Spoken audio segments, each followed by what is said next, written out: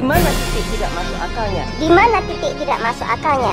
Aksara film passwordnya. Aku kaya. Hai guys. Oke, gue nggak bisa lama-lama karena suara gue lagi terkena azab.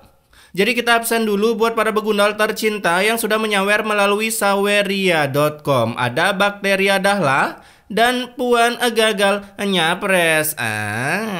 Gagal nyapres nih. Dan tanpa berlama-lama lagi, mari kita gaskan. Film dengan grafik FF ini dibuka dengan seorang pria bernama Raju yang kala itu sedang tertidur pulas karena kehidupan di dalam mimpinya jauh lebih indah ketimbang dunia nyata. Namun tiba-tiba muncullah bosnya yang membuat nyawa Raju ngespon kembali ke raganya. Dimana si Raju yang kesal karena dibangunin, ia pun langsung mengulti bosnya dengan berkata seperti ini. Kalian semua masih betah apa kerja di sini? Mau resign kok ngajak-ngajak? Yaudah oke, saya akan giat kerja. Tapi saya minta naik gaji. Habis ngerosting bosnya, bisa-bisanya minta naik gaji. Hasil si bos yang diberi akal budi pekerti yang tidak luntur, Raju pun langsung dipecat dari PT Mencari Cinta Sejati. Geblek bener dah, padahal lebih capek nyari kerja daripada kerja. Di perjalanan pulang, Raju pun bertemu dengan istrinya yang katanya habis melakukan pinjov ke juragan kampung. Dan tentunya itu membuat kepala Raju pun pusing, berniat melokotkan diri dari dunia, tapi sayangnya film baru aja dimulai. Dari belakang tiba-tiba muncullah Johnson Skin Saber yang di dalamnya ada teman Raju bernama Mamat sehabis memborong TV dan mesin cuci hingga membuat Raju pun iri dan mengucapkan kalimat kemanuakalannya. Saya pengen kayak dia. Kaya tapi nggak harus kerja. Udah nggak ada otak Raju. Koruptor aja gitu-gitu dia tetap kerja loh. Kerja bikin laporan palsu, naikin harga, uangnya ya masuk kantong.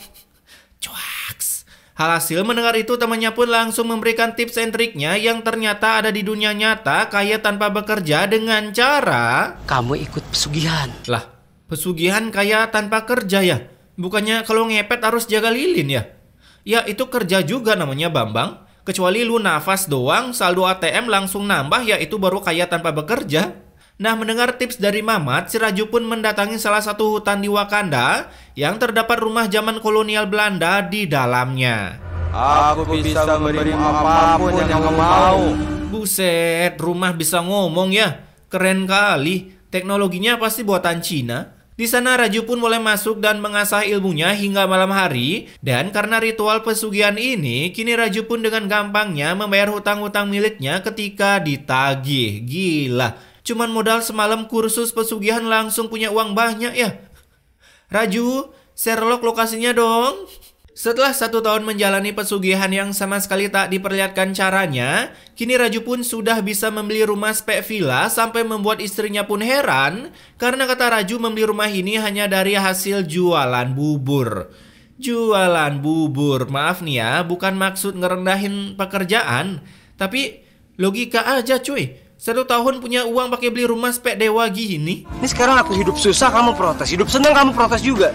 Woman, suaminya susah-susah GB dosa biar dia hidup seneng. Si woman sibuk protes kayak anggota ini aja.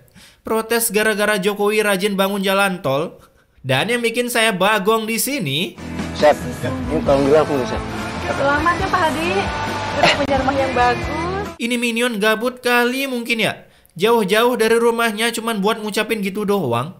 Lalu tingkat kebagongan ini pun semakin naik level setelah 2 minion ini bergibah ria menggosipi si Raju. Dan yang lebih anehnya, dia tuh gak pernah pakai sendal di warungnya. Sampai sendal pun digibahin. Pantesan aja ya gak pernah diangkat derajatnya sama sutradara. Kerjaannya gibahin yang gak penting. Hasil si Raju yang mendengar itu, ia pun langsung mengulti cangkem 2 minion ini dengan memberikan seputar ilmu kesehatan kenapa dirinya tak memakai sandal dengan alasan demi menjaga kesehatan tubuhnya. Bentar, coba kita cari.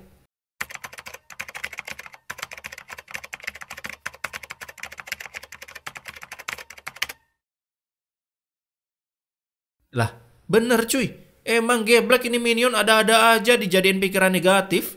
Selesai bekerja, Raju pun tertumben banget memberikan sedekah ke buildernya dengan mengoleh-olehkan istrinya bubur resep Uncle Mutu. Oh, kamu gak mau makan? Makan dong. Ini woman ditanya malah kayak ijat. Senyum-senyum kagak jelas.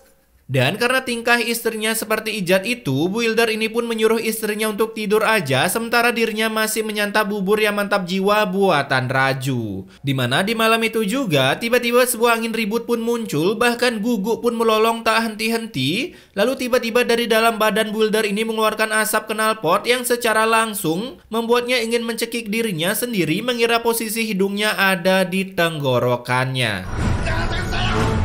Si kameramen disuruh jangan deketin, masih aja dideketin. Alhasil builder ini pun mati karena didekati oleh kameramen.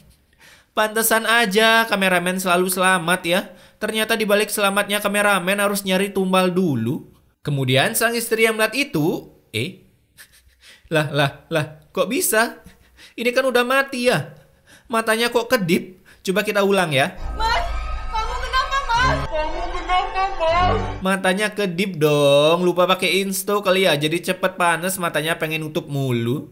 Keesokan harinya ketika penguburan si builder bernama Asep ini, para minion di kampung sana pun mulai menggosipi si Raju. Terlebih lagi kata istri si Asep, suaminya meninggal setelah makan bubur buatan si Raju. Jadinya para minion ini pun jadi lebih mantap menuduh si Raju kalau ia kaya hasil dari pesugihan. Juragan Halil suka aneh, tidak pernah pakai sendal di tokonya. Itu lagi yang dibahas. Perkara nggak pakai sandal bisa nuduh orang pesugihan. Alhasil si Raju yang mendengar itu, ia pun menjadi sangat kesal. Lalu dengan kekuatan Sepigonya, si bapak ini pun langsung dibawa go to cell. Mamam tuh, makanya nuduh tuh jangan sembarangan. Undang-undang sekarang makin ganas cuy. Apalagi di sosial media, salah ngomong auto viral. Keesokan harinya Raju pun pulang-pulang sudah membawa mobil berspek Intel Pentium Core I Love You, sampai membuat tetangganya pun pada heran hingga menggibahkan isi unek-uneknya di depan rumah si Raju. Aneh banget ya. Sekarang beli mobil baru juga. Biasalah, tetangga nggak pernah suka lihat orang sukses. Sebenarnya apa sih pekerjaan suami kamu? Mas Hadi itu pesugihan. Enteng bener cangkemnya bilang gitu. Nah, si Raju yang melihat tingkah mertuanya yang udah tua cangkemnya banyakan broadcast, ia pun berniat mendelitkan mertuanya dari kehidupan. Tapi sebelum melakukan rencana pengdeletan itu, si Raju terlebih dahulu mengembangkan franchise usaha bubur mantap jiwa miliknya agar para minion ini nih, yang pada bego-bego ini semua, pada percaya kalau Raju kaya berkat usaha buburnya. Terlebih lagi Raju berharap kesuksesan dirinya masuk berita di internet dengan judul berawal dari rebahan santuy dan nantangin bos by one, pria ini punya cabang bubur di mana-mana dan menjadi kaya. Ya biasalah para orang-orang sukses yang katanya mulai dari nol dan tanpa privilege. Caks. Setelah memberikan motivasi-motivasi kehidupan agar para otak minion ini menjadi lurus kembali, malam harinya si Raju pun mulai proses pengdeletan mertuanya dan menjadikan mertuanya tumbal pesugihannya dengan cara memberikannya sebuah jutsu efek-efek knalpot hingga mertuanya pun susah bernafas dan mati. Kala itu istri Raju yang masuk kamar ibunya tentunya sangat kaget melihat ibunya rebahan santuy tanpa nafas. Apalagi setelah dicek nadinya oleh Raju, istrinya pun semakin kaget karena mengetahui sang ibu sudah berpindah alam menunggu bereinkarnasi menjadi manusia berbatang. Gila, gampang kali ya bunuh orang.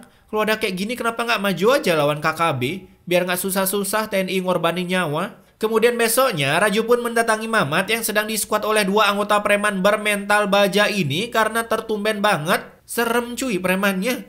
Biasanya kayak Hello Kitty semua. Dimana dengan gebleknya, ini si Mamat bertanya ke Raju tips agar menjadi kaya yang padahal dia sendiri yang nyuruh Raju ikut pesugihan. Jadinya akibat otak yang ngelek-ngelekan itu, si Mamat pun mau-mau aja ikut dengan Raju karena katanya mau memberikan tips and trik menjadi kaya raya tanpa bekerja. Dan ketika sampai, si Mamat tiba-tiba kembali diberi otak oleh sutradara dengan merasa ketakutan berada di hutan belantara seperti ini, lalu memutuskan untuk balik bodo amat dengan tips and trik menjadi kaya.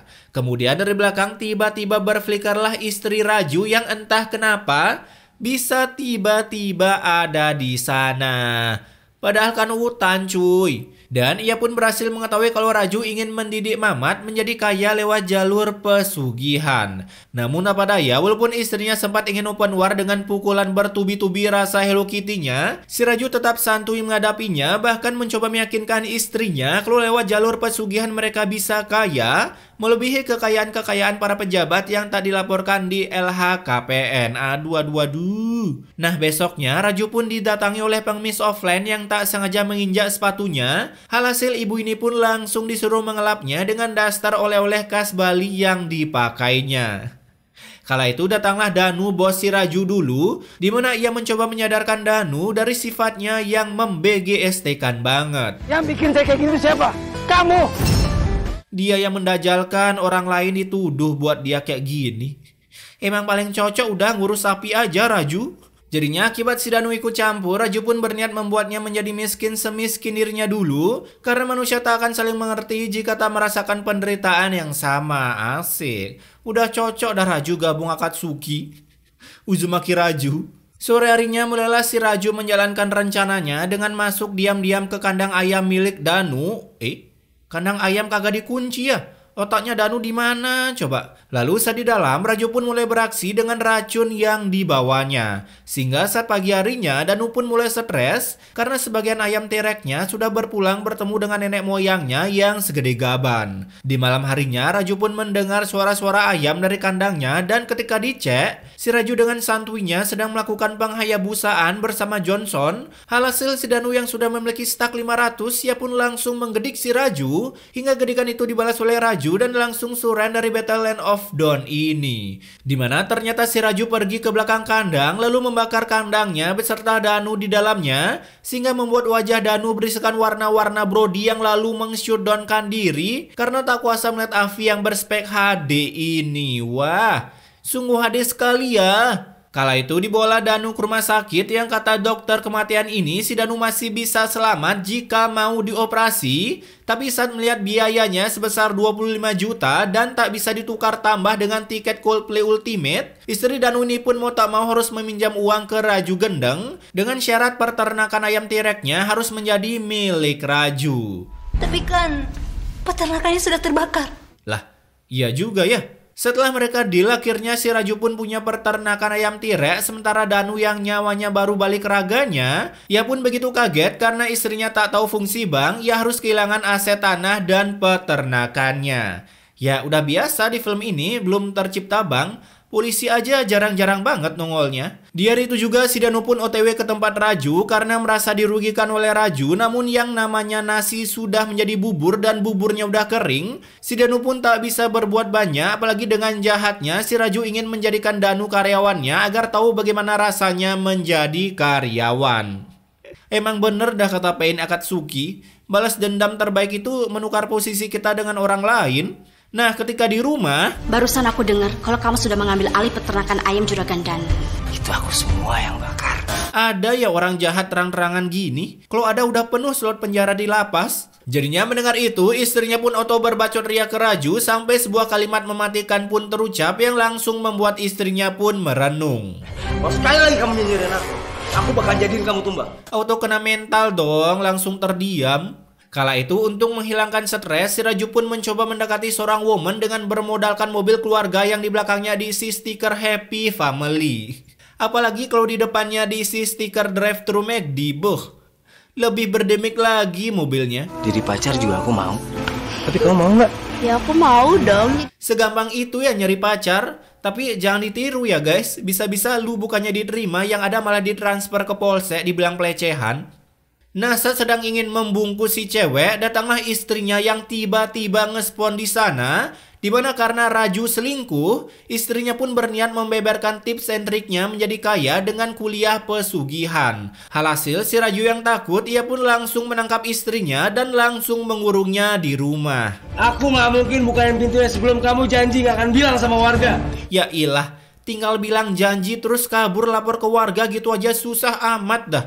Malam harinya saat istrinya sholat, Raju pun mencoba menyerangnya dengan ilmu asap knalpot yang dimilikinya. Namun karena istrinya ini sangat taat beribadah, kekuatan asap knalpot itu pun berhasil dikalahkan dengan kekuatan ping-ping miliknya. Lalu dari luar datanglah seorang minion level 1 yang datang mencari Raju. Ya ilah, orang lagi adu mekanik malah ikut-ikutan aja nih si tumbal proyek. Hasil karena merasa diganggu oleh seorang minion tower, Raju pun langsung mengganti target tumbalnya dengan minion tadi. Dimana saat ini minion ada di rumah, ia pun langsung diserang oleh kekuatan knalpot Raju. Tapi tiba-tiba minion ini mengubah modenya ke mode ngaji sehingga target penumbalan itu berbalik ke Babang Raju. Jangan-jangan saya yang jadi tumbalnya. Deril senjata makan tuan. Nah, dengan badan yang mengeluarkan cakra QB, si Raju pun merintih kepanasan sampai dirinya berendam di bathtub. Lalu datanglah istrinya yang anehnya, ini begundal kan dikunci di kamar ya? Kok bisa keluar? Kala itu Raju pun merendam dirinya dengan menggunakan es batu. Buset, langsung beku dah itu si Joni. Namun karena tak kuat dengan rasa panasnya, si Raju pun keluar dari rumahnya mencoba mencari sungai dan sebuah pertunjukan sulap pun langsung terjadi. Panas! Widih, sekali sentuh langsung kebakar dong. Ini Raju mau jadi Ghost Rider kali ya? Setelah melakukan pertunjukan sulap, kini badan si Raju pun mulai menjadi-jadi mengeluarkan efek RGB dan siapapun yang menyentuhnya akan terbakar. Kemudian salah satu minion pun mencoba memanggil Pak Ustadz untuk datang ke TKP, dimana setelah tiba mulailah mereka mendoakan si Raju agar cepat pingsan supaya efek RGB-nya bisa dimatikan. Dan benar saja setelah didoakan si Raju pun akhirnya benar-benar pingsan sehingga efek klip-klip di tubuhnya pun langsung padam. Namun saat Raju udah sadar, pergi kamu, pergi. Dia mau bunuh kamu. Kameramen sekarang jadi psikopat ya, mau bunuh MC. Kala itu si Raju pun mulai didekati perlahan oleh kameramen sampai sang kameramen menggunakan jurusnya menghipnotis Raju untuk mencekik lehernya sendiri. Dan hasilnya Raju pun langsung mewastetkan dirinya sendiri. Kali ini bukan beton yang bunuh MC tapi kameramen. Singkat cerita, ketika pengdeliverian Raju ke neraka yang tentunya kuburannya sangat jauh, apalagi udah jauh pakai ada minion level 1 menghadang jalan dengan alasan seperti ini. Dikira jalan punya nenek moyangnya kali ya. Dan karena ulah minion ini, mereka pun harus mencari kuburan lain yang bernama TPU Sindang Sari. Nah, buat kalian yang tahu ini di mana, selamat. Desa kalian dulunya dipakai syuting film azab. Kemudian saat mereka mengubur si Raju, sebuah hujan batu pun muncul. Ya azabnya nggak gini-gini juga kali. Nah, setelah beberapa ratus jam menunggu hujan itu reda, sebuah pertunjukan sulap pun kembali terjadi karena hanya bermodalkan siraman air, sebuah efek api gratis pun muncul sampai membuat para warga yang lainnya harus mencari makam yang baru. Dimana ketika berpindah dimensi, Ya Allah, kenapa lagi nih ya Allah? Yudora pun menembakkan banyak tembakan petir hingga lagi-lagi para warga terkena mental dan harus mencari tempat makam yang baru. Ya ilah, gini aja terus sampai Upin Ipin gabung Akatsuki. Setelah berjuta-juta kali ganti pemakaman, akhirnya mereka pun mendapatkan pemakaman yang layak untuk si Raju tanpa efek-efek yang mengrilkan banget, sehingga akhirnya Raju pun bisa dikubur dengan tenang. Tetapi bohong, karena saat mereka akan pulang, mereka pun mendengar suara Raju dari neraka, yang saya juga baru tahu ternyata saat di neraka suara kita bisa didengar oleh makhluk hidup. Saya seperti mendengar suara teriakan suami saya, Pak Ustadz. Nah, begitulah kira-kira suara si Raju. Itu si Raju pasti matinya bekal toa kali ya. Jadi bisa sampai atas suaranya. Oke, pesan immortality-nya di sini, hidup memang selalu butuh uang, maka dari itu kita berlomba-lomba untuk mencari uang dengan tujuan menjadi kaya supaya bisa membahagiakan diri sendiri. Tapi ingat, kebahagiaan tidak selalu tentang uang, karena kebahagiaan adalah tentang kalian bahagia. Oke, saya Wisnu. Bye.